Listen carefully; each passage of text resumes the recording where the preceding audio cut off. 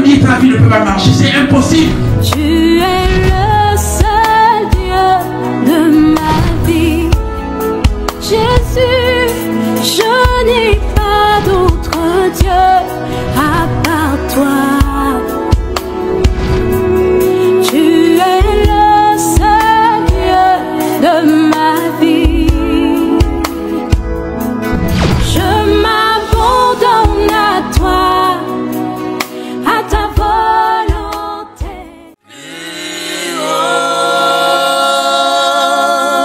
Shalom, shalom, peuple de Dieu, bien-aimé de Dieu, sois béni ce soir, puissamment béni, glorieusement béni. Aujourd'hui, le thème est le suivant: Carême 2 points, le temps du bilan. Carême 2 points, le temps du bilan. La fête des rameaux que nous avons célébrée dimanche dernier a introduit la semaine sainte. Allez, la semaine sainte qui met fin au temps de carême, qui nous fait déjà entrer dans les festivités pascales de la résurrection de notre Seigneur Jésus-Christ. Et donc il est important pour nous, après ces 40 jours de prière, de jeûne et de partage, de faire le point, le bilan.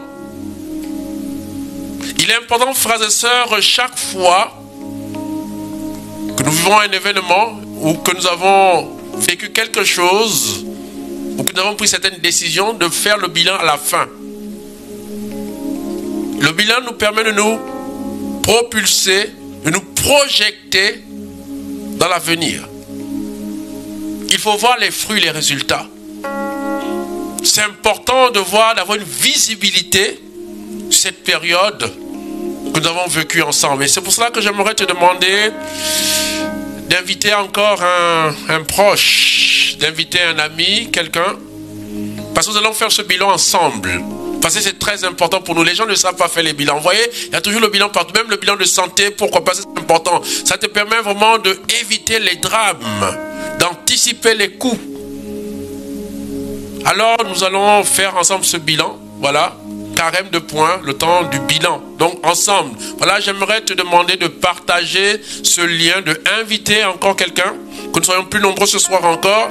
C'est vrai qu'il n'y a pas eu des affiches, mais parce que si nous voulons voir est-ce que vraiment cette école est suivie, c'est déjà un rendez-vous tous les mercredis, qu'il y ait affiche ou pas. Alors invite quelqu'un, partage, voilà, nous allons vraiment vivre ce temps ensemble, faire le point ensemble, pour que vraiment que ce carême que nous avons vécu ensemble ne soit pas comme tous les autres carèmes. Il est hors de question, frères et sœurs, que les choses finissent comme d'habitude, que nous puissions, après avoir vécu ce temps de partage, de communion, ce temps de jeûne, et que nous puissions replonger dans nos léthargies, que nous puissions être à nouveau les mêmes personnes, que encore ces mêmes problèmes d'esprit, de pauvreté, de misère, d'esclavage, vous voyez, frères et sœurs, que nous puissions reprendre nos vomissures. Il est vraiment, je prie Dieu qu'après vraiment cet enseignement, que ce temps de carême 2023 ne soit pas comme les autres. Que tu ne puisses pas replonger dans les misères. Que tu puisses vraiment aujourd'hui faire la différence. Que ça apporte quelque chose, de la nouveauté dans ta vie. Et que toi-même tu le réalises, que tu le constates. Alors vraiment, il est hors de question, Seigneur, vraiment que nous puissions vivre ce temps de carême 2023 comme dans le passé. À chaque fois que nous célébrons les temps de carême, que le carême termine, nous nous rendons compte que nous replongeons dans nos vomissures. Et même pire qu'avant. Nous voyons des personnes qui, pour un temps, ont pu s'affranchir de certaines addictions, comme l'alcool, comme le sexe, comme la cigarette, qui ont pu faire preuve, si vous voulez, de force, de vraiment essayer de retrouver une espèce de paix, de quiétude, de santé. Et quand le carême est terminé, après Pâques, malheureusement on constate que ça n'était qu'un feu de paille, comme l'effet Efferalgan. Et ça, malheureusement, beaucoup de chrétiens peuvent s'en rendre compte. que nos carèmes sont superficiels. Que très souvent, malheureusement, nos vies reviennent comme dans temps, même pire qu'avant. C'est-à-dire que comme si en fait les forces du mal se disent d'accord, vous avez fait ça, ils s'assaillent davantage, plus terriblement, et que les personnes qui ont pu s'affranchir de beaucoup de choses, et ils ont constaté qu'ils peuvent. J'ai vu par exemple des personnes le matin, pendant la période de carême, le matin, venir à l'église à 6h30, l'église être pleine. Ça veut dire que tu es capable d'être à la messe tous les matins, mais vous allez voir que quand le carême est fini, c'est fini. Les gens redisparaissent à nouveau.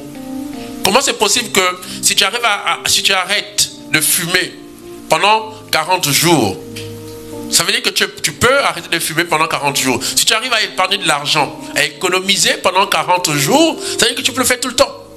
Le but pour nous, c'est que cette chose que tu as faite, que tu t'es rendu compte que c'est bien pour toi. Parce que si tu es privé de quelque chose, de sexe, ou de telle chose, ou de cigarette, d'alcool, c'est que tu as constaté que cette chose dans ta vie, d'accord, te détruit, te ruine la vie. Alors, ça veut dire que tu as essayé de retrouver des capacités. Tu as essayé de retrouver une vie saine, pure, propre. Et tu as essayé de restaurer ta vie. Et si ça t'est bien fait, alors pourquoi repartir dans ces vomissures? Pourquoi chaque fois que toi-même tu fais le constat que vraiment le carême t'a fait du bien, tu as pu faire des efforts, et comment se fait-il que si tu as pu faire des efforts, et même pendant 40 jours, pendant une période, ça veut dire que tu es capable. Tu es capable de t'affranchir du mensonge, tu es capable de t'affranchir de ces choses. Ces choses pour lesquelles tu t'es affranchi parce que tu as constaté que c'est des choses qui te détruisent la vie. Et pourquoi repartir là-dedans? Pourquoi? Parce que le carême est fini, il se dit, bon, le carême est fini, Dieu a vu. Non, le but de Dieu, c'est pas, Dieu est Dieu. Le temps de carême, c'est pas pour Dieu, c'est pour toi-même. Parce que Dieu a entendu le cri de son peuple. Donc, il a entendu tes pleurs, tes supplications, tes lamentations. Il t'a proposé des moyens pour te sortir. Pour te casser de toi. Il dit, je vais ouvrir vos tombeaux. Dieu vient ouvrir le tombeau parce que, frères et sœurs, nous avons des tombeaux, nous avons vraiment des structures de mort. On voit qu'il y a une culture de la mort. Je vais vous donner un exemple très simple. Aujourd'hui, les gens facilement vont donner l'argent pour lorsque quelqu'un est mort, que lorsqu'il est malade. Quand il est malade, on appelle les parents à gauche, à droite, ils n'ont pas d'argent. Mais lorsque quelqu'un meurt, on voit des gens qui arrivent, on voit des gens qui sortent de l'argent, on fait des t-shirts, on paye un cercueil, etc. Donc l'argent sort même le même jour. L'argent n'existe, il n'y a pas d'argent quand tu es malade. Les gens ne viennent pas te rendre visite quand tu es malade, mais quand tu es mort, ils viennent. Quand tu es mort, l'argent sort. Vous voyez, il y a une espèce de structuration, d'accord? Il y a une espèce d'une culture, amen, les gens aiment. Vous voyez, c'est comme dans Jean 11. Où on dit clairement que la sœur de Lazare dit à Jésus, ils sont depuis 4 jours. Mais on sait bien que Lazare ne sentait pas parce que quand il sort du tombeau, Lazare n'avait aucune odeur. L'odeur, en fait, c'est cette culture. C'est-à-dire, Dieu dit, je vais ouvrir vos tombeaux. Nous avons des tombeaux, frères et sœurs. Nous sommes enfermés dans des structures, des choses qui nous pourrissent la vie, qui nous détruisent, qui nous ruinent. Et c'est réel. Voilà pourquoi le temps de carême, les moyens qu'on nous a donnés, la prière, le jeûne, le partage, avec pour but de nous sortir de là, de ouvrir nos tombeaux, de nous libérer, de nous affranchir, que nous puissions être épanouis, nous construire, nous réaliser. Voilà pourquoi, et se rendre compte en fait qu'il y a des choses pour lesquelles en fait nous dépensons beaucoup de notre argent. On se ruine, on se saigne, en fait qui sont des choses inutiles, tu peux t'en passer. Il y a des gens qui dépensent beaucoup d'argent dans l'alcool, la cigarette, c'est-à-dire que, et même qui ruinent leur santé, tu as pu voir que tu peux t'en passer. Ce n'est pas quelque chose qui est essentiel pour toi, ou ce n'est pas au-delà de tes forces. Tu es capable, toi, d'arrêter de fumer, d'arrêter de boire, d'arrêter tout ce que tu as vu. Tu es capable, toi, de te lever le matin, de retrouver la santé, de sortir de ta dépression, de te réveiller, d'accord, de te booster, d'accord, de redémarrer les choses. Tu l'as constaté, le but c'est ça. Et donc, cette chose, ces efforts, ces moyens qu'on a donnés en vue de retrouver la vie, de te construire, de réaliser, d'accord, n'avait pas pour but pour une période. Et toi, tu as vu que tu étais bien. Tu as vu que tu avais une vie plus propre, plus pure, plus épanouissante. Tu t'es construit, tu t'es fait pas mal de choses. Tu as vu que, comme dit Matthieu 4,4, l'homme ne vivra pas seulement de pain, mais de toute parole qui sort de la bouche de Dieu. Et toi-même, tu étais content de voir que tu as fourni des efforts. Tu as économisé de l'argent. Tu as épargné. Tu peux, tu es capable. Alors pourquoi on est obligé de repartir dans cette vieille vie? Pourquoi on est obligé de reprendre le vieil homme? Non, pourquoi? Pourquoi on doit pouvoir comme si les temps de carême étaient comme du saupoudrage, c'est-à-dire comme du make-up, comme du fond de teint. Pourquoi on doit le vivre comme ça? Pourquoi on est obligé de vous allez voir que les gens, ça a été le même problème pire qu'avant. Là, les gens ont été plus généreux à donner pour les projets de l'église, pour pas mal de choses, pour le donner du culte, etc. Ils ont fait. Mais si tu es capable de donner maintenant, tu peux le faire tout le temps. Et toi, tu étais heureux toi-même de donner? Tu t'es vu toi-même, tu as vu ce que tu as fait. Alors, pourquoi on est obligé de reprendre une vieille vie, une vie dans laquelle on n'est même pas heureux en fait? Si tu as fait ces efforts, c'est que tu as constaté, tu parles du fait que Dieu dit, je viens ouvrir vos tombeaux, je viens vous donner la vie. Et tu as vu qu'à travers, d'accord, le jeûne, la prière, le partage, d'accord, tu as voulu sortir de ces tombeaux, de ces œuvres mortes, vaines, qui ne te construisent pas du tout, qui ne t'aident pas du tout. Tu t'es affranchi de certains lieux, certaines personnes, certaines choses, en constatant que ça, ah oui, ça me fait du tort. Alors pourquoi tu es obligé de repartir là-dedans? Pourquoi tu es obligé de revenir en arrière? Qui met la main à la charrue et regarde en arrière n'est pas digne, dit le Christ. Pourquoi tu veux regarder en arrière? Comme tu vois avec la femme de Lot. Lorsque Dieu sort Lot de Sodome et de Gomorrhe, on leur dit, l'interdiction c'est de ne plus regarder en arrière. On leur avait dit, allez-y vers l'avant. Et elle se met à regarder en arrière, elle était transformée en statue de sel. Pourquoi tu veux te transformer en statue de sel? Pourquoi regarder vers l'arrière? Avance! Avance! Avance! Tu as vu que tu es capable. C'est possible. C'est possible, tu es capable. Personne ne t'a forcé.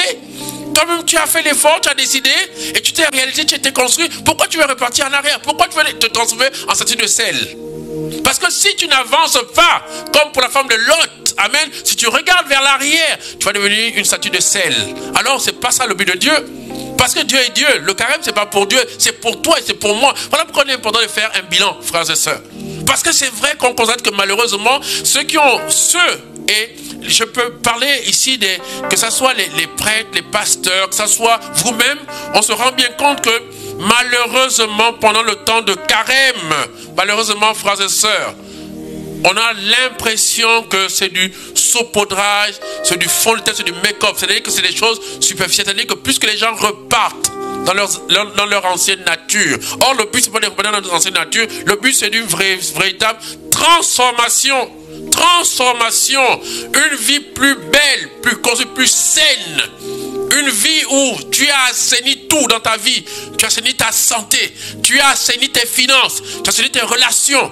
Ta vie est de loin te projeter vers l'avenir. C'est pour ça que nous voulons faire le bilan. Et là, je voudrais partir, frères et sœurs, comme dit Colossiens chapitre 1, verset 18, Jésus est la tête du corps. Premier-né d'entre les morts. Ça veut dire que, et nous savons bien, frères et sœurs, que le carême que nous vivons là, c'est à partir, on vit, si vous voulez, ce que Jésus a fait. On a dit dans Matthieu 4, 1, 12 ou Luc 4, 1, 13, Jésus fut conduit par le Saint-Esprit dans le désert pour être tenté. Et il passa 40 jours et 40 nuits sans boire ni manger. C'est ce carême-là que nous avons vu, charisme en 40 jours. Amen. Et donc, c'est et voilà pourquoi, à partir donc, nous revivons quelque part le carême comme le Christ. Alors, c'est important de voir, après ce carême, qu'est-ce que est devenu Jésus? C'est quoi exactement? Parce qu'il faut partir du Christ pour faire le bilan. Parce que c'est le même carême de Jésus que nous vivons. Autrement, selon notre vie personnelle, mais le modèle, c'est Christ. C'est Christ, Jésus. Donc voilà pourquoi, s'il est le modèle, il faut voir à la fin aussi, après les 40 jours de Jésus, qu'est-ce qui se passe exactement? Si c'est vrai pour lui, puisqu'il est la tête, ce qui est vrai pour la tête, aussi est vrai pour le reste du corps. Alors, qu'est-ce qui se passe après les 40 jours de Jésus? Parce qu'on n'en parle pas souvent. Parce que le but, c'est justement, c'est que c'est Jésus qui est le modèle. Il dit, je suis le chemin, la vérité, la vie. Ici est le chemin. Où il va, on part. Où tu m'envoies, je m'en vais. On doit le suivre, on doit l'imiter, d'accord? Alors, qu'est-ce qui se passe exactement pour Jésus après 40 jours, 40 nuits, sans boire ni manger? C'est-à-dire qu'après avoir, comme toi aussi, en d'autres termes, prié, jeûné et partagé. Alors, qu'est-ce qui se passe? C'est pour ça qu'on veut voir le bilan, c'est Jésus qui va nous donner ce bilan. Ce qui est vrai pour Christ, aussi vrai pour toi, aussi vrai pour moi. Donc, voilà pourquoi nous allons relire juste après le passage, d'accord, où Jésus, justement, qu'est-ce qui devient après les 40 jours et les 40 nuits, d'accord, dans le désert. Et ce qui est vrai pour Jésus est vrai pour toi parce qu'il est la tête du corps. S'il est la tête du corps, avec nous, on ne forme que nous sommes les membres. Ce qui est vrai pour la tête est vrai. Alors, regardons, relisons ensemble Luc chapitre 4, des versets 14. Luc chapitre 4, des versets 14. Nous relisons ensemble. Je fais la lecture pour toi et pour moi. Et nous allons voir ensemble. C'est juste après que Jésus. Je peux partir déjà de, si vous voulez, juste la fin. La fin, je vais lire déjà Luc 4, 12, 13. Pour voir que c'est juste à la fin, d'accord. Si vous voulez, on voit les tentations, la finale des tentations. Il est dit, la fin, je relis juste pour faire le lien. Dans Luc 4, 12, 13, il est dit, mais Jésus lui répliqua, il est dit, tu ne tenteras pas le Seigneur ton Dieu. Ayant ainsi épuisé toutes les formes de la tentation, le diable s'éloignant de lui pour revenir au temps marqué. Donc on voit bien que si là, le carême de Jésus est fini, c'est terminé. Donc après les 40 jours, alors le verset 14 nous dit comment, quel est le bilan, comment est Jésus après ces 40 jours et 40 nuits dans le désert. Et ce qui est vrai, qu'on va voir ici aussi vrai, le mieux doit être vrai aussi pour toi. Alors on lit dans Luc 4, 14. Je fais la lecture. Jésus revint alors en Galilée. Jésus revint alors en Galilée. Gloire à Dieu. Je commence par ce premier, où je vais lire tout ensemble. Je vais aller jusqu'au bout. Jésus revint alors en Galilée avec la puissance de l'Esprit Saint et sa renommée se répandit à travers toute la région. Il enseignait, le verset 15, il enseignait dans leur synagogue et tous célébraient ses louanges. Waouh. Je reprends. La finale en fait des tentations de Jésus, c'est Luc 4, 14, 15. Surtout le 14. Je lis pour toi. Jésus revint alors en Galilée avec la puissance de l'Esprit et sa renommée se répandit à travers toute la région. Il enseignait dans leur synagogue et tous célébraient ses louanges. Première chose, frères et sœurs, quand on dit Jésus revint en Galilée, ça veut dire qu'il est temps que l'on redescende sur terre. Ici, Jésus a été, si vous voulez, vécu quelque chose d'exceptionnel. Parce que tel qu'il a vécu pendant les 40 jours, ce n'est pas le quotidien ordinaire. C'est de l'extraordinaire. D'où le temps de carême est quelque chose d'extraordinaire. Parce que ce qu'on a fait comme effort, ce qu'on a fourni, on ne peut le vivre tout le temps. Amen. Et nous, le but c'est pourquoi? Ce qu'on a vécu là, toute cette expérience doit nous ramener sur terre, dans notre réalité au quotidien, dans la vie ordinaire. On était dans l'extraordinaire, mais on va venir dans l'ordinaire. Donc tout ce qu'on va célébrer maintenant, frères et sœurs, jusqu'à Pâques, la résurrection, si vous voulez, du temps de carême, les 40, et donc tous la semaine sainte, nous vivons l'extraordinaire. Mais le but de l'extraordinaire, c'est de ramener en Galilée. C'est-à-dire dans ton... Parce que frères et sœurs, évidemment, ce qu'on a vécu ici, là, le but, comme Jésus sur la montagne de la transfiguration, lorsque Pierre, tenté par la gloire, par ce qui était beau, l'extraordinaire, par l'extraordinaire, parce que l'extraordinaire, tenté par l'extraordinaire, il dit Seigneur, il devient fou. Il dit Seigneur, vraiment, il est bon pour nous de dresser 3 tentes. Une pour toi, une pour Élie, une pour Moïse. Frères et sœurs, c'était beau, et c'est beau, c'est magnifique, c'est merveilleux. Ça s'appelle l'extraordinaire divin. On a vécu des choses, et on va vivre encore, mieux encore, avec la semaine sainte, notamment à partir de demain, le Triduum pascal, qui va être le sommet, l'apogée, d'accord, avec la Sainte Seine demain, le rite, si vous voulez, de la vénération de la croix, vendredi, et la mort, résurrection de Christ le samedi saint. C'est de l'extraordinaire. Mais tout ceci, frères et sœurs, a pour but de nous ramener en Galilée. Galilée, frères et sœurs, c'est ton quotidien. Vous voyez, quand la messe est célébrée, on dit « ite missaes ». On dit « quitter ». allez, la messe est finie. Pourquoi? Pourquoi on dit? Parce que quand on vient à la messe, comme le Saint-Esprit conduit Jésus dans le désert, quand on vient à l'église, c'est un peu aussi comme on vient dans un désert. On quitte sa maison, on quitte sa Galilée pour entrer dans le désert. Après on dit quitter. Après quand on dit allez-y, la messe est finie, repartez en Galilée. Ça veut dire quoi, frères et sœurs? Ça veut dire que quand on vient vivre l'extraordinaire, c'est pour nous faire replonger dans l'ordinaire. Et ça veut dire exactement ceci, que, frères et sœurs, le but de tout ce qu'on a vécu, c'est que cela a un impact réel dans ta vie au quotidien. Dans les lieux où réellement tu réussis, comme tu tombes aussi dans les lieux où tu... Parce que, excusez-moi, frères et sœurs, les lieux de ton élévation, de tes chutes, ce n'est pas l'église, ce n'est pas le désert. Les lieux de ton élévation, de tes chutes, de tes réussites, comme de tes échecs, c'est dans ta maison, c'est dans ton lieu de travail, dans la rue, entre la maison et le travail, dans le métro, dans le bus, dans ce que tu fais au quotidien, c'est là où nous avons des problèmes. Certaines personnes qui sont enlevées, par exemple, les crimes rituels, c'est pas à l'église, c'est entre la maison, le travail, c'est dans ton quotidien. Lorsqu'où tu es braqué, là où tu es volé, quand les voleurs arrivent la nuit pour dérober chez toi, c'est pas à l'église, c'est où tu vis, où à la fois tu es béni, tu es élevé, d'accord, à la fois où tu vis les échecs ou les réussites, c'est pas l'église. Nous, n'oubliez pas que, frères et sœurs, tout ce que l'on fait là, c'est parce que pour repartir en Galilée, être quelqu'un d'avoir une vie incarnée, avoir des pieds sur terre. C'est vrai, le regard vers le ciel, mais les pieds sur terre. Nous ne sommes pas des anges. Le but, c'est vraiment te ramener dans ton quotidien. Parce que c'est là dans ton quotidien. C'est les lieux, justement, où à la fois tu peux réussir comme tu peux tomber. C'est dans le quotidien. Voilà pourquoi la première chose, Jésus revint alors en Galilée. Frères et sœurs, il faut revenir sur terre.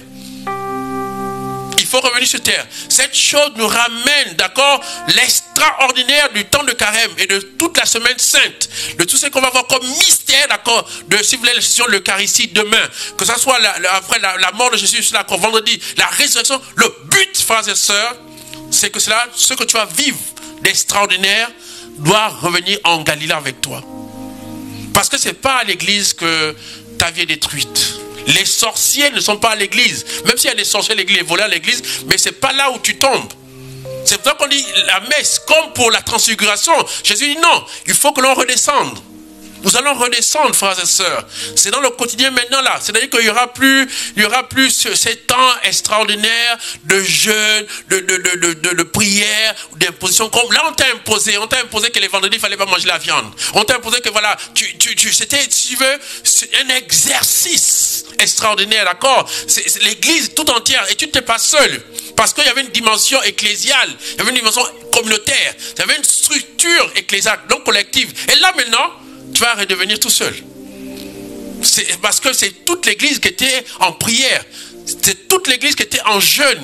C'est toute l'église qui était en partage. Il n'y a pas eu que toi. Donc, tu t'es aussi soutenu, d'accord, porté aussi par cette réalité de l'église. Donc, voilà pourquoi c'était extraordinaire. Or, maintenant là, tu vas te retrouver seul.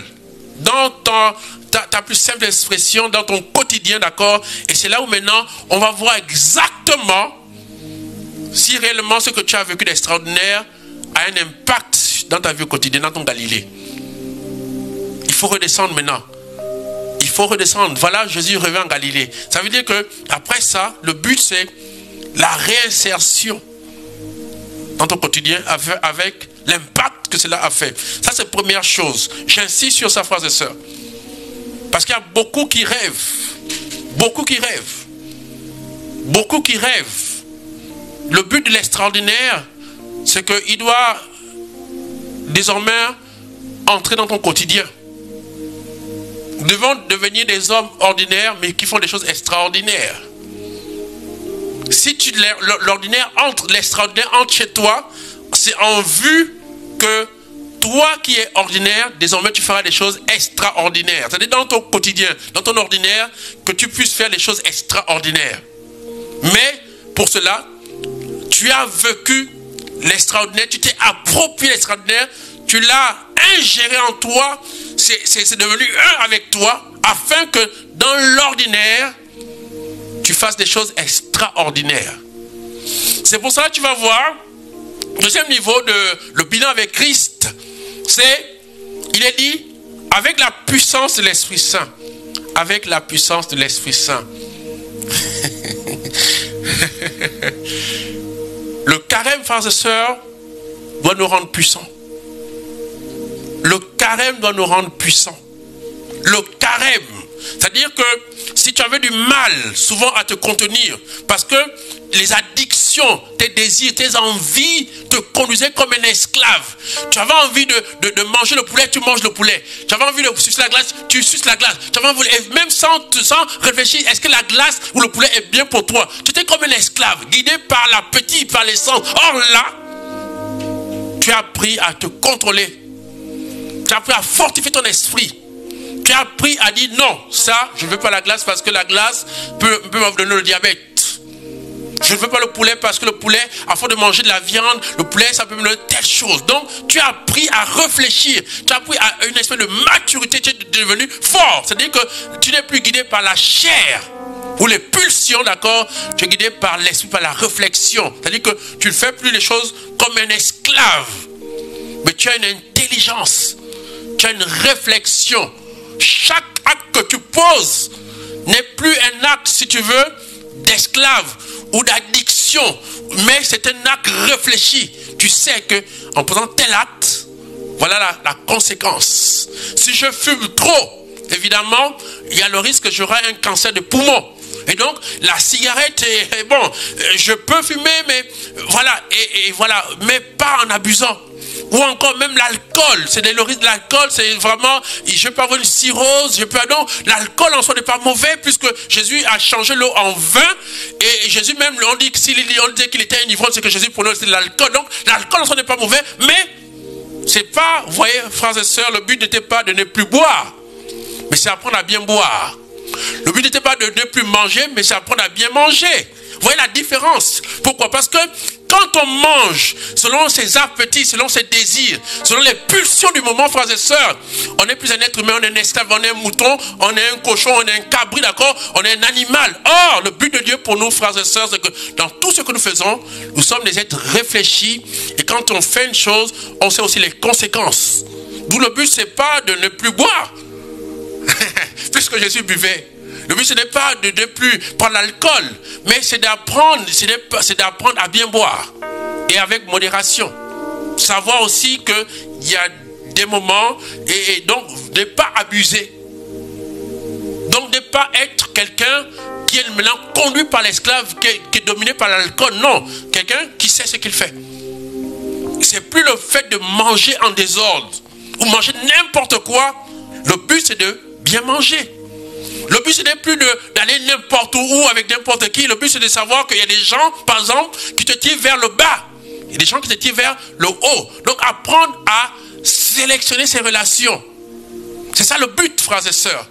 D'où c'est de dire que désormais, quelque part, tu n'es plus quelqu'un qui est guidé comme un mouton, d'accord, comme un cabri, d'accord, comme un irréfléchi. Tu es quelqu'un désormais qui prend le contrôle de sa vie et qui sait ce qu'il fait. D'où le fait de Jésus, on dit, Jésus désormais, on dit, il est rempli de l'esprit, donc avec la puissance de l'esprit. C'est-à-dire qu'il faut avoir de la puissance, il faut avoir de la consistance. Et mieux encore, frères et sœurs, dans une autre dimension, frères et sœurs, c'est que quand on dit Jésus avec la puissance de l'esprit, c'est qu'il faut savoir, frères et sœurs, c'est que souvent, et très souvent, les choses que nous avons en face, qui nous font tomber, frères et sœurs, ce sont des puissances. Le monde, c'est une question de puissance contre puissance. Aujourd'hui, vous voyez, dans la structuration du monde, on le voit de manière claire, il y a deux blocs aujourd'hui. Comme vous le voyez, il y a deux blocs. Et c'est des puissances qui s'affrontent.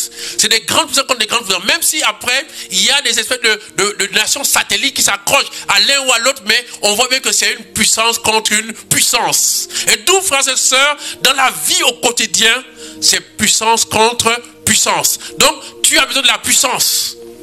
Tu as besoin de la puissance. Le but du carême, c'est de donner la puissance. Voilà pourquoi, dans Jean 1,12, il est dit que à tous ceux qui ont cru en son nom, il leur donne le pouvoir, ou mieux la puissance, pour devenir enfant de Dieu. Tu as besoin de la puissance. quelqu'un sans puissance est en danger de mort. Parce que le monde est fait de puissance. Si tu n'as pas la puissance, frères et sœurs, tu vas mourir. Tu vas être l'esclave de tout le monde. Parce que les choses en face de toi, voilà pour vous allez voir même, frères et sœurs, dans Éphésiens chapitre 6, il est dit qu'on ne lutte pas dans le verset 12, on ne lutte pas contre les êtres de chair. Il dit on lutte contre des puissances. Contre des puissances dans l'air et tout le reste. Il dit on est dans les puissances. Donc c'est pas la femme, d'accord, qui te prend ton mari qui est le problème. Pourquoi? C'est ce qui est les règles, c'est qui te prend ton mari. Pourquoi? Parce que même si la tchisa ou la miche disparaît, l'esprit qui est derrière de l'impudicité, d'accord, d'adultère qui est là-dedans, va revenir parce que c'est ce dont tu dois lutter. C'est pas le voleur qui a le problème. C'est l'esprit de luxure qui est derrière. Donc vous voyez que tout ce qu'on vit aujourd'hui, frères et sœurs, quelquefois tu penses que c'est pas une question de la chair. Savoir que les combats d'aujourd'hui, c'est d'abord une question de puissance contre puissance. Puissance contre puissance. Donc si tu es faible, tu vas mourir. Vous allez voir que Goliath contre David dit, le roi Saül lui donne il lui donne voilà son épée, son bouclier, tout son armure. Et David qui est tout petit, il dit non, il rejette tout cela. C'est pas une question de bouclier, c'est pas une question d'épée. Il dit non. Et il dit à Goliath, je ne viens pas avec l'épée comme toi. Parce que Goliath venait avec, vous voyez, il dit, je viens avec la force. Ou il dit, je viens avec la puissance de Yahvé Sabaoth. Il vient avec la puissance de Yahvé Sabaoth. Donc, il est conscient qu'en face de lui, c'est une puissance. Donc, David même étant petit, il avait besoin de puissance. D'où on dit clairement, frères et sœurs, c'est que Jésus revient avec la puissance du Saint-Esprit. Frères et sœurs, et là encore, c'est très important quand on parle de puissance du Saint-Esprit. Le monde est rempli, frères et sœurs, d'entités. Le monde, et il faut se rappeler une chose qui est très claire. À moins que vous soyez, frères et sœurs, ignorants de ces choses-là, le monde est gouverné à 80%, même à 90% par les puissances invisibles. Nos combats ou nos échecs ou nos victoires commencent dans le monde invisible. Et qui dit le monde invisible dit le monde de puissance. Donc c'est une question de puissance. Frères et sœurs, on le voit clairement en Égypte. Lorsque Moïse prend le bâton, Moïse jette le bâton. Le bâton se transforme en serpent. C'est une puissance. C'est pas logique, tout le monde ne peut pas faire ça. Il faut avoir de la puissance pour transformer un bâton en serpent. Et on voit en face aussi les sorciers de Pharaon. Les sorciers de Pharaon, les marabouts de Pharaon aussi jettent. Et là, on voit comment leur bateau se transforme aussi en serpent. Ça veut dire qu'eux aussi ils ont de la puissance. En face de toi, les sorciers, les marabouts, les jaloux, d'accord, les instigateurs, ces gens aussi ne sont pas neutres. Quand tu vas, toi, au travail le matin, tu ne sais pas ton collègue de travail, tu ne sais pas d'où il a dormi. Qu'est-ce qu'il véhicule dans son corps. Cette femme avec que tu couches, tu ne sais pas qu'est-ce qu'il a dans son corps. Tu ne sais pas qu'est-ce qu'il y a en face de toi. Voilà pourquoi ce n'est pas le problème de la chair. Il faut être capable de percevoir au-delà de la chair. Parce que c'est une question de puissance contre puissance. On ne peut pas, aujourd'hui, dans le monde d'aujourd'hui, être des gens sans puissance. Vous allez remarquer qu'aujourd'hui, frères et sœurs, on ne vous l'a peut-être pas dit. Mais aujourd'hui, toutes les grandes nations sont en train de se réarmer.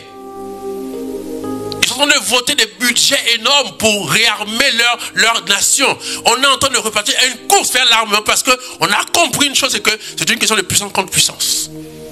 D'où Jésus, il est dit, Jésus revient avec la puissance de l'Esprit Saint. Le problème des personnes aujourd'hui, c'est que si tu es charnel, tu n'as pas de puissance. La chair n'a pas la puissance. La chair n'a pas la puissance, frères et sœurs. La puissance n'est pas au niveau de la chair, la puissance au niveau de l'esprit. D'où le problème, c'est quoi? Voilà pourquoi le but du carême, c'est de tuer la chair en toi pour que l'esprit soit libéré parce que la puissance vient au niveau de l'esprit. Quelqu'un qui marche par la chair est faible. Quelqu'un qui marche par l'esprit est puissant. Parce que la puissance est téléchargée au niveau de l'esprit. Frères et sœurs, dans la dimension de l'être humain, nous sommes faits, frères et sœurs, nous avons donc la chair, la sarce. Nous avons l'âme, frères et sœurs, la psyché, nous avons l'esprit aussi. D'où le frère, c'est que la chair, quand on parle de puissance, c'est pas au niveau de la chair. Quand on parle de puissance, c'est pas au niveau des émotions, l'âme. C'est les émotions, non, vraiment, tu m'as fait comme ça, ou non, vraiment, pourquoi me fait ça, vraiment, je ne comprends pas, vraiment, mon nom donne pas. Non, c'est pas qu'on ne donne pas ton nom. C'est parce que tu es faible. Ce C'est-à-dire que c'est chez toi là que quand on veut enlever un enfant, quand on veut, si tu veux, enlever quelqu'un du travail, chercher un bouc émissaire, c'est toi qu'on trouve. Parce que tu es charnel, tu es faible. Quand tu te regardes, ils voient que toi, tu ne peux rien leur faire. C'est pour cela que tu as besoin de la puissance. Parce que c'est une question de puissance. Tu vis trop par la chair. Tu sais plus une question de murmurer. C'est plein lui, vraiment. Oh yo, on m'a fait comme ça. Je suis malade. Oh oui, voilà. Les gens, ils me veulent quoi? Non, non, non, non, non, non. C'est plus une question qu'on te veut quoi. C'est une question que ces gens qui te veulent du mal, ils sont poussés par quelque chose. Tu n'es pas de leur bord. Tu ne seras jamais de leur bord. Satan n'est pas ton ami. C'est pas ton père. Et eux aussi, ils ont leurs objectifs, ils ont leur but, donc ils n'ont rien à foutre de toi. Pourquoi? S'ils doivent t'écraser, s'ils doivent marcher sur toute une nation pour atteindre leurs objectifs, ils vont le faire. Voilà pourquoi tu as besoin de puissance. Ceux qui n'ont pas compris ça sont idiots, parce que c'est pour ça que le temps de carême, c'est vraiment pour libérer l'esprit, pour fortifier l'esprit, pour que moins de chair en toi, plus d'esprit en toi. Et qui dit plus d'esprit de toi, parle de puissance. Mieux encore, frères et sœurs, c'est que lorsque le temps de carême arrive comme ça là, le but, voilà pourquoi on dit Jésus est conduit dans le désert par le Saint-Esprit. C'est vrai que, frères et sœurs, déjà il y a une dimension lorsque quelqu'un, c'est quelqu'un qui réfléchit, qui pense, qui a appris à travailler par l'esprit, qui est moins charnel, qui est consistant, c'est vrai, frères et sœurs. Mais il faut savoir une chose, frères et sœurs, c'est d'abord une dimension spirituelle qui est, c'est-à-dire que tu as besoin, même pas d'abord de la puissance, tu as besoin de la toute puissance. Quand on parle que Jésus est conduit avec la puissance de l'Esprit, ici on parle du Saint-Esprit de Dieu. Et qui parle du Saint-Esprit de Dieu dit Dieu. Dieu n'est pas puissant, Dieu est tout puissant. On croit au Père, Fils et Saint-Esprit. Si c'est l'Esprit, d'accord, ça veut dire qu'il est Dieu. S'il est Dieu, c'est que c'est pas la puissance. Si l'Esprit n'est pas puissant, il est tout puissant parce que ils sont un seul Dieu en trois personnes, mais un seul Dieu. Ils reçoivent même le droit et même l'adoration. Donc ils ont la même puissance. Si on parle du Père, qu'il est omniscient, omnipotent, d'accord, ça veut dire que l'Esprit est aussi omnipotent, omniscient. Ça veut dire que quand il est conduit maintenant, ça veut dire que quand l'Esprit vient habiter en toi, ça veut dire que te conduit comme dit Romains 8. Voilà pourquoi on dit Romains 8, quand on dit que les fils de Dieu sont conduits par le Saint-Esprit, afin qu'ils n'échouent jamais. Parce que quand tu es conduit par le Saint-Esprit de Dieu, tu marches par la toute puissance, non pas par la puissance. Parce que si tu marches par la puissance simplement, c'est qu'en fait, il y a aussi d'autres puissances. Ça veut dire qu'il y a des puissances qui vont être aussi plus fortes que toi. D'où tu as besoin. Voilà pourquoi, quand on voit en Égypte, oh, je parle à quelqu'un ce soir, quand on voit en Égypte, frères et sœurs, quand le serpent de Moïse, vous voyez, tout le monde là-bas, il y a le phénomène, c'est que Moïse jette un bâton qui se transforme en serpent. C'est la puissance. Les autres en face aussi jettent leur bâton qui se transforme en serpent. C'est la puissance. Mais à la fin, lorsque le bâton de Moïse, le serpent de Moïse avale les autres serpents, c'est plus la puissance, c'est la toute puissance. Quand ils jettent les bâtons tous, que les bâtons tous se transforment en serpents, ça s'appelle la puissance. Ils ont la capacité, eux, de manipuler, de faire des choses. Ça, c'est la puissance. Mais lorsque le bâton de Moïse mange les autres personnes, avale les autres personnes, on est plein de la puissance, on est là, toute puissance. Ça veut dire que c'est au-dessus. Voilà pourquoi, frères et sœurs, tu n'as pas seulement besoin de puissance, mais tu as besoin de la toute puissance. Parce que si tu marches simplement par la puissance, il y a quelqu'un qui peut être plus puissant que toi. D'où le fait que quand tu marches par la toute puissance, c'est-à-dire par l'Esprit Saint, il n'y a plus match. Il n'y a plus match. Il n'y a plus match. Aucune chose ne pourra t'arrêter. Aucun Goliath. Aucun Goliath. Ni la sorcellerie familiale, ni la sorcellerie structurelle de la nation. C'est-à-dire que quel que soit l'endroit, par le fait que tu marches dans la toute puissance, tu ne peux plus échouer. Voilà pourquoi la résurrection de Jésus, c'est la toute puissance, parce que même la mort n'a pas pu l'arrêter. Parce que la mort, c'est une puissance. Mais la résurrection, c'est la manifestation de la toute puissance de Dieu. C'est-à-dire que Dieu dit dans Jean 3, 16, Dieu a tant aimé le monde. Il a donné son Fils unique. Même si il meurt, il aura la vie éternelle. C'est-à-dire que la mort, même la mort n'a plus. Toutes ces choses-là, la mort, la maladie, le chômage, la misère, tout ce que tu veux là, les oppressions, ce sont des puissances. Mais si tu as la toute puissance de Dieu, tu es assuré que tu auras désormais de succès en succès, de victoire en victoire. Même si les choses tardent à arriver, mais elles vont s'accomplir certainement. C'est-à-dire que même si la prophétie tarde à arriver, même si les choses tardent à arriver, parce que Dieu est un pédagogue. Dieu n'est pas comme nous, Dieu n'est pas dans le chronos, Dieu est dans le kairos. C'est-à-dire que Dieu n'est pas le temps linéaire, Dieu est dans le temps idéal. Dieu est dans le temps. Donc vous allez voir que c'est une question de temps. C'est pour ça que le carême avait pour but, frères et sœurs, nous amener à marcher par la puissance, mieux à marcher par la toute puissance. Pour que tu n'aies plus à avoir une vie d'échec. Que même l'échec, tu veux devenir l'échec à l'échec. C'est-à-dire que toi qui m'entends aujourd'hui, tu seras l'échec à l'échec. C'est-à-dire que comme pour les serpents de Moïse, c'est-à-dire qu'il y avait les serpents, mais les serpents à manger. Ça veut dire que tu devenais l'échec à l'échec. C'est pour cela que tu vas voir que le but du carême, c'est vraiment que l'Esprit prend le contrôle. Le Saint-Esprit prend le contrôle. Que vraiment, désormais, étant fils, fille de Dieu, ta nature soit changée. Ton ontologie, c'est-à-dire que ce n'est pas à l'extérieur. Ton être est transformé. Vous allez voir la suite, frères et sœurs. Il est dit, frères et sœurs, regardez bien, c'est pour ça qu'on dit, et sa renommée. Et sa renommée.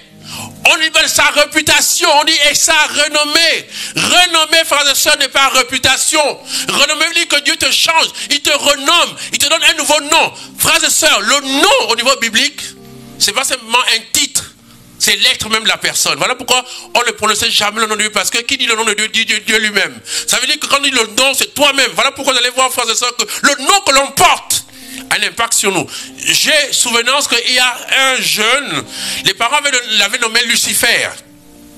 Il s'appelait Lucifer.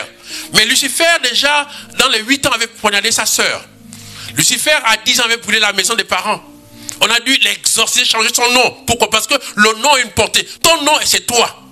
Le nom n'est pas neutre. Voilà pourquoi on ne parle pas de réputation, parce que la réputation, frères et sœurs, c'est les hommes qui te le donnent, qui te la donnent. C'est-à-dire que parce que je peux avoir un titre, je peux être curé, je peux être la Belluc, ah oui, c'est la Belluc, il est beau, il est fort. Non, frères et sœurs, parce que tu es ministre, on te fait les atalakou, on te donne les honneurs. Parce que tu es présent aujourd'hui, on te dit oui, machin, vraiment, on te fait les honneurs. Mais quand tu vas mourir, et que si tu étais un médiocre ou un dictateur, les gens vont t'oublier, toi et toute ta famille, ils vont même détruire tout ce que tu as construit, parce qu'on va t'effacer de la mémoire. C'est-à-dire que cette chose-là, c'est les hommes qui te la donnent, la réputation. Et quand tu vas mourir, ça va s'arrêter là. Oh, la renommée, frères et sœurs, comme le voit là avec Jacob. Dieu change de nom, il dit, tu t'appelleras plus Jacob, mais Israël. Dieu dit à Képhas, d'accord, il dit à Simon, tu t'appelleras plus Simon, mais Pierre. Donc Dieu change, c'est-à-dire que quand tu donnes un nom nouveau, voilà pourquoi vous allez voir même le Fils de Dieu. Dieu dit à la Vierge, à Joseph, tu l'appelleras. C'est-à-dire que c'est un nom du ciel qui vient. Là ici, ce n'est pas les hommes qui ont nommé, c'est Dieu lui-même qui dit, il dit tu l'appelleras Jésus Emmanuel. Dieu avec nous, vous voyez? Ça veut dire que Dieu a marqué du ciel déjà, c'est-à-dire un nom du ciel. Voilà pourquoi j'aimerais dire à quelqu'un déjà ce soir, c'est que chacun de nous a un nom secret, un nom spirituel. C'est pour ça que quand ton nom va commencer à apparaître dans ta vie, tu n'auras plus la réputation mais la renommée. C'est-à-dire que tu vas atteindre une dimension telle que même les personnes qui t'avaient humilié, désormais ils seront confondus, ils seront eux-mêmes. C'est-à-dire la honte changera de camp, l'échec changera de camp. Tu verras qu'il y aura une transformation. Tous ceux qui avaient cru à ta mort, tous ceux qui avaient tendu des filets contre toi, tous ceux qui avaient qui avaient causé des tombes, eux-mêmes tomberont à l'intérieur. Parce que tu n'es plus quelqu'un comme ordinaire. Tu es renommé. Tu es transformé. Il y a quelque chose de Dieu en lui-même. Voilà pourquoi tu vas voir que quand Dieu rencontre Abraham, Dieu ne l'appelle plus, il n'est plus Abraham. Il devient Abraham. Sarah, il ne devient plus Sarah, il devient Sarah. C'est-à-dire que Dieu change. Il y a quelque chose en toi. Il y a une telle transformation qu'il y a une atmosphère que tu portes. Que partout où tu passes, là où tu es, de telle sorte que même là où ton pied posera le talon, désormais tu posséderas cet endroit. C'est-à-dire que tu vas voir qu'il est dit Jésus, et on dit sa renommée c'est dans toute la région. Ça veut dire quoi? Ça veut dire que tu n'es plus simplement quelqu'un pour ta famille. On n'est pas fait, voilà pourquoi frères et sœurs, on est fait pour briller.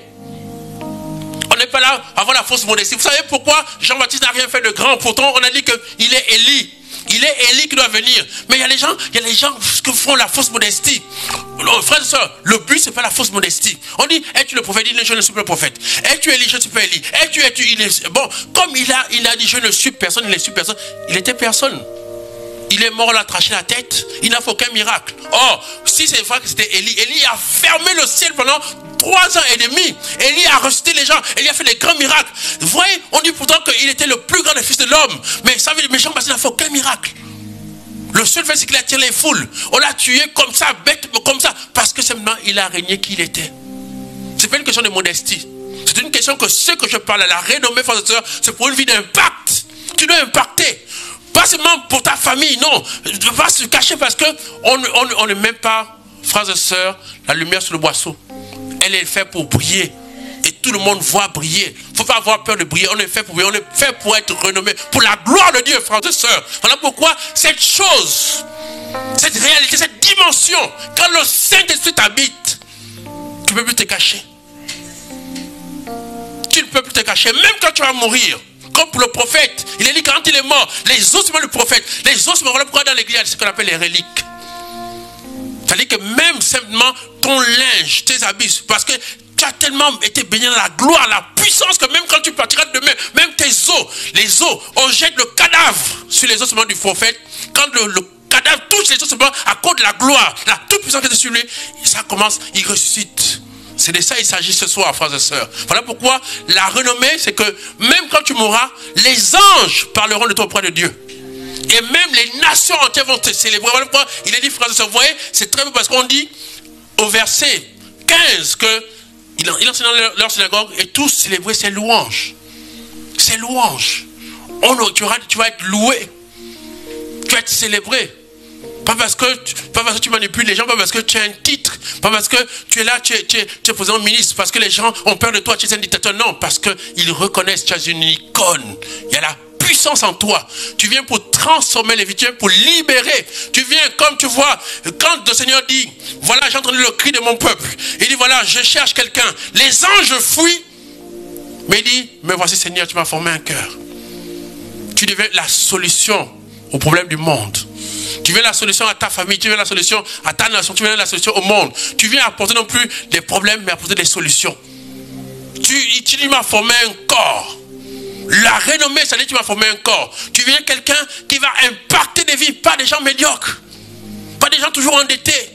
Pas toujours les gens qui passent tout le temps, oui, oh le fusil nocturne, oh vraiment, oh non. Tu n'es pas là murmurer, tu n'es pas là te poser la question, qu'est-ce que j'aurai comme salaire, qu'est-ce que le Gabon va me donner? Mais tu vas te dire, mais qu'est-ce que je donnerai au Gabon? Qu'est-ce que je donnerai au monde? Qu'est-ce que je vais laisser comme impact? C'est plus chercher si tu veux qu'on te reconnaisse. Tu n'as plus besoin qu'on te reconnaisse. Non. Parce que la renommée, parce que la gloire est sur toi. Même ton ennemi va reconnaître. Même quand Jésus meurt sur la croix, il est dit que les soldats confessent, les païens confessent. Même lorsque ses propres frères l'insultent, il dit si tu étais fils de Dieu, descends la croix. Les païens eux-mêmes se rendent. Il dit vraiment, cet homme était fils de Dieu. Ils confessent. Les gens vont confesser que oui, on reconnaît que c'est un leader. C'est un homme d'impact. Même si on ne l'aimait pas, mais il faut reconnaître que c'était un grand. C'est de ça il s'agit ce soir, frères et sœurs. Il faut qu'on arrête avec des bêtises, avec des petites vies, des petits problèmes, où les gens viennent là, dans les églises là, à faire du n'importe quoi, à s'amouracher, à se plaindre, à se discuter le micro et tout le reste là. Non. Viens faire la sorcellerie dans les églises. Non, c'est pas ça. On t'attend dans l'église pour chanter au micro. Les gens non, que du succès dans les églises. Ils viennent là pour se montrer, oui je suis juif. Non, c'est pas ça le problème. C'est aller en Galilée, c'est-à-dire dans ta maison, dans ton lieu de travail, dans la nation, pas l'église. Pas l'église. C'est plus ça. C'est pas là où on t'attend. Les gens quand même peu de petits succès dans les lycées disputaires. Il faut voir les problèmes dans les chorales, dans les groupes. Non, c'est pas ça. Le but, mon frère, ma soeur, c'est la Galilée. Ce que tu as reçu, c'est pas pour l'église. C'est pour le monde. C'est ta famille. Là où tu vis. L'impact. Changer des vies. Transformer les vies. Que là où tout ce que tu touches réussit. Que tu amènes de la plus-value. Tu as vu, aujourd'hui on a la lumière. Les ampoules, c'est grâce à quelqu'un. Aujourd'hui on a les avis, c'est grâce à quelqu'un. On a les micros, c'est grâce à quelqu'un. S'il n'y avait pas ces gens qui avaient réfléchi, on n'aurait pas les micros aujourd'hui. S'il y a quelqu'un qui n'avait pas réfléchi, tu ne vas pas me suivre par internet. C'est quelqu'un qui a pensé, qui a laissé un héritage à la terre. Toi, tu laisseras quoi? Toi, tu resteras quoi? Et c'est pas une histoire de titre. Non, je suis DG. Tu sais qui je suis. On s'en fout de qui tu es. On s'en fout de qui tu es. On s'en fout de ta famille. Le but, c'est pas ça. C'est pas le nom que tu portes. C'est le but, c'est que, est-ce que tu as une renommée? Qu'est-ce que les gens diront quand tu vas mourir? Aujourd'hui, tu as peut-être un peu de pouvoir. Mais tu n'es rien du tout parce que le but, c'est que c'est les actes que tu auras posés sur terre qui parleront pour toi. Ce sont tes œuvres, non pas le titre que tu as. Entre dans l'histoire. Entre dans l'histoire. Entre dans l'histoire. Le but, frère, le carême, c'est ça. Devenons des leaders, des hommes qui la renommée, des hommes d'impact. Soyez transformés. C'est pas parce que tu es curé de paroisse. Ça veut dire être prêtre, être évêque, être pape. Non, c'est pas ça. C'est marqué. Vous allez voir comment Saint Jean-Paul II a fait tomber le mur de Berlin. Le communisme est mort avec Saint Jean-Paul II. On a vu comment Mère Teresa de Calcutta, une femme, elle était en Inde, dans un pays où il y a l'hindouisme, où le christianisme est minoritaire, mais tous ont reconnu Mother, la mère, ils disent, la mère est morte. Tout le monde a célébré cette femme, que ce soit les musulmans, que ce soit les hindouistes, tout le monde a reconnu que c'est une maman, c'est une femme d'impact. C'est pas une question de religion ou que le quoi, non, de titre que tu as, non, c'est que les gens célèbrent tes louanges, ils reconnaissent, parce qu'ils savent qu'en toi il y a la toute puissance. C'est ça le temps de carême. Arrêtons avec nos églises pleines d'hypocrisie, des gens toujours endettés, qui ont des problèmes d'argent, de toujours les mêmes problèmes, toujours en train de critiquer, murmurer. Non, il faut arrêter ça. Un leader, un homme d'impact ne critique pas, ne murmure pas, mais il agit. J'aimais bien, vous voyez, on disait à l'époque que le tigre ne tique pas sa tigritude, mais il se jette sur ses proies et il agit. C'est pas de tigrer ta tigritude, on s'en fout de ta tigritude. C'est de te jeter, d'agir puissamment. Il faut qu'on change le monde, frères et sœurs. Il faut qu'on apporte des solutions à l'Afrique. L'Afrique, n'attendez pas que l'Europe vienne, les Européens. C'est des puissances contre puissances. Ils sont européens, c'est normal. Ils ont aussi leur intérêt. Ils veulent aussi, eux aussi veulent, voilà. Donc, c'est une puissance contre puissance. C'est pas, oh oui, voilà, tel président, ils ne le veulent pas. Non! Transforme ta nation. Libère le potentiel qu'en toi. Transforme-toi puissamment. Déjà là où tu es. Commence. Être prêtre, être ceci, être machin, être général, être ministre-président ne veut rien dire, frères et sœurs. La renommée ne s'acquiert pas par les hommes. Elle s'acquiert par Dieu et à travers les œuvres que tu poses. Et ça, même quand tu mourras, on va célébrer. Il y a des gens qui sont partis depuis. Mandela, Martin Luther King, Gandhi. Voilà de quoi il s'agit, frères et sœurs. Voilà pourquoi le carême, c'est ça. Arrêtons d'être des bébés, des enfants spirituels. Arrêtons de chercher. Voyez, arrêtons de toujours dire oui, voilà, les opposants, ils critiquent. Non. Les gens critiquent pourquoi? Parce que si tu fais bien, ils vont connaître que c'est bien. J'ai parlé la dernière fois du type de leadership dans les temps de crise.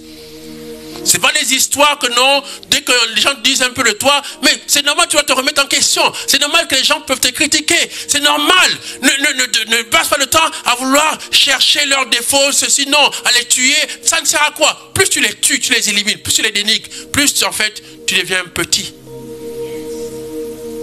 Le leader, c'est ça, frères et sœurs. Le temps de carême, c'est ça.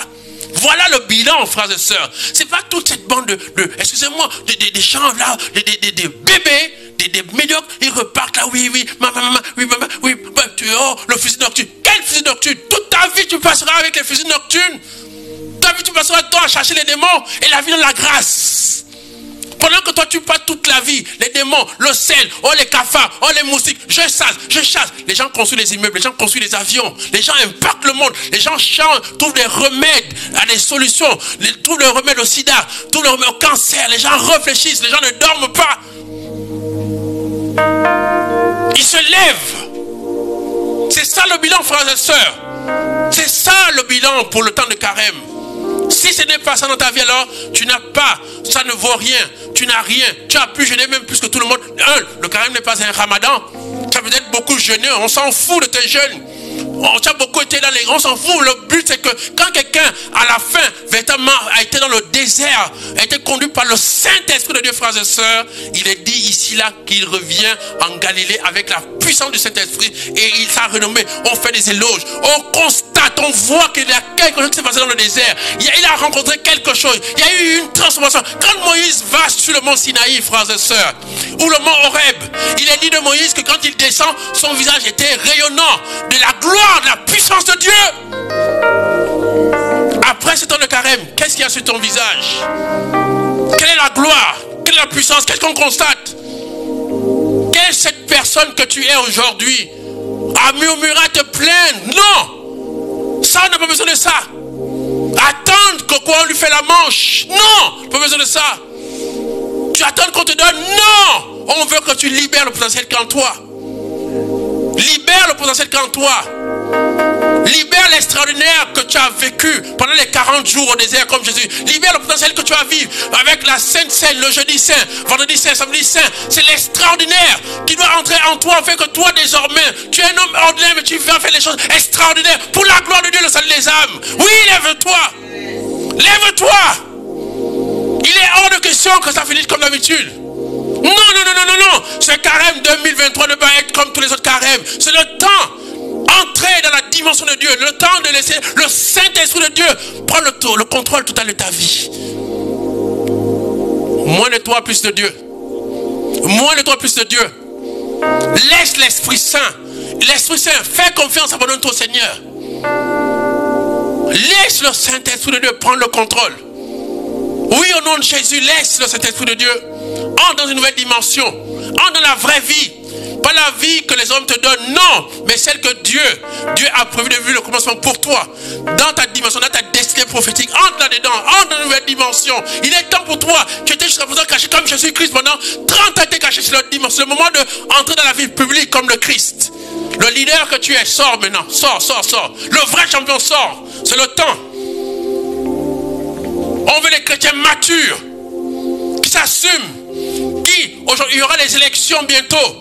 Partout même au niveau, si tu veux des élections, tu t'imposes parce que tu apportes, tu marches par la puissance. Dans les domaines où tu es, quel que soit l'endroit où tu es, rayonne, brille, impacte, apporte des solutions. Apporte des solutions.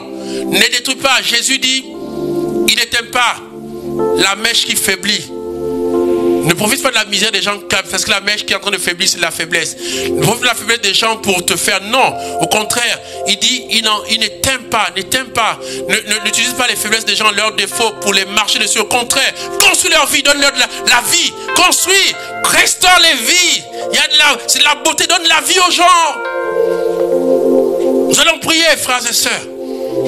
Ce carême 2023 doit être un carême où, comme toi, à l'image de Jésus-Christ, tu repars dans ta vie, mais désormais, ta vie n'est plus la vie que tu avais avant parce qu'il y a de l'extraordinaire en toi. Tu vas devenir quelqu'un d'ordinaire, mais qui fait des choses extraordinaires au nom de Jésus. Les gens vont reconnaître, vont célébrer le Dieu que tu pries. Ils vont reconnaître qu'il est le Dieu non pas des morts, mais des vivants. Oh, Shemba, Sendelebo, Rimbambamba. Libère le potentiel en toi. Remba, Shendegebo, Sandelebo. Brille! Oui, j'ai fait pour briller. Que ta présence en moi devienne réelle. Oh, Shaka Baba. Que ta présence en moi devienne palpable.